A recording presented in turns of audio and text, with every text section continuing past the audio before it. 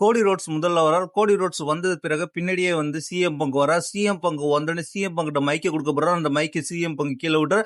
இது வந்து தவறுதலா நடந்துச்சு, ஆக்சிடென்ட் நடந்துச்சுன்னு சொல்லி கோடி ரோட்ஸ் மன்னிப்பு கேட்கிறார். அதுக்கப்புறம் நடக்குது, ரெண்டு பேரும் வாக்குவாதம் நடக்குது. வாக்குவாதம் நடந்ததுக்கு அப்புறம் ஒரு கட்டத்துல வந்து மைக்கை வந்து சிஎம் பங்கு வந்து கமெண்ட்ரி செக்ஷன்ல இருந்து வாங்குறாரு. வாங்கி பேச ஆரம்பிக்கிறார்.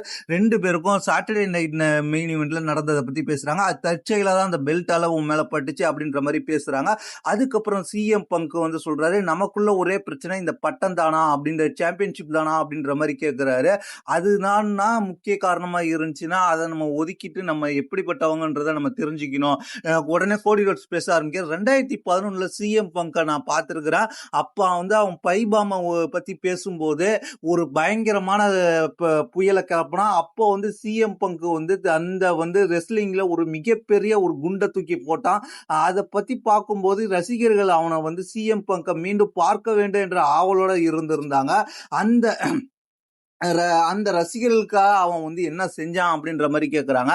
அப்படி மட்டும் இல்லாம சிஎம் பங்கு வந்து ரசிகர்களிடம் மன்னிப்பு கேட்க நிறுத்திவிட்டான். அவன் பணத்துக்காக வந்தன்ற மட்டும்தான் சொன்னான். ஆனா சிஎம் பங்கை இங்க கூட்டு வந்த ட்ரிபிள் கட்சிக்கும் நிக்கானுக்கும் உண்மையிலே என்னோட பாராட்டுகள். அவர்களை பத்தி நான் வந்து மதிக்கிறேன். அதனால இவனை இங்க கூட்டு வந்ததுக்கு நன்றி. அது மட்டும் இல்லாம இங்க வந்து சிஎம் பங்கு மட்டும் பத்தி நான் பேச வரல. இங்க எனக்கு பல உணர்ச்சிகள் இருக்கு. கடந்த 2025ஆம் ஆண்டு எனக்கு பல எதிரிகள் இருந்திருந்தாங்க. அதாவது ஜான் சீனா, ராண்டி ஆர்டன், கெவின் ஓவன்ஸ், பல பேர் எதிரிகள் இருந்திருந்தாலும் எனக்கு ஒரே ஒரு நண்பன் சிஎம் பங்க் மட்டும்தான் இருந்திருந்தான் அப்படின்ற மாதிரி அந்த இடத்துல கோடி ரோட் சொல்றாரு. கோடி, நீ வந்து உனக்கு பிடிச்சவங்கன்னு சொல்ற, என்கிட்ட நீ சாம்பியன்ஷிப்பை பறிக்க போறியா? அது உன்னால நடக்காது.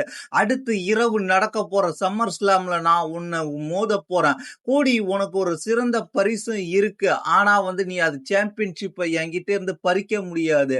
ஆனா அந்த சம்மர் ஸ்லாம்ல உனக்கு நான் பதிலடி கொடுக்க போறேன். தோல்வி என்ற பரிசு தான் நான் கொடுக்க போறேன். அதை நீ மனசுல வச்சுக்கோ அப்படின்ற மாதிரி சொல்லிட்டு சிஎம் பங்கு தான் இந்த பெஸ்ட் இந்த வேர்ல்டு.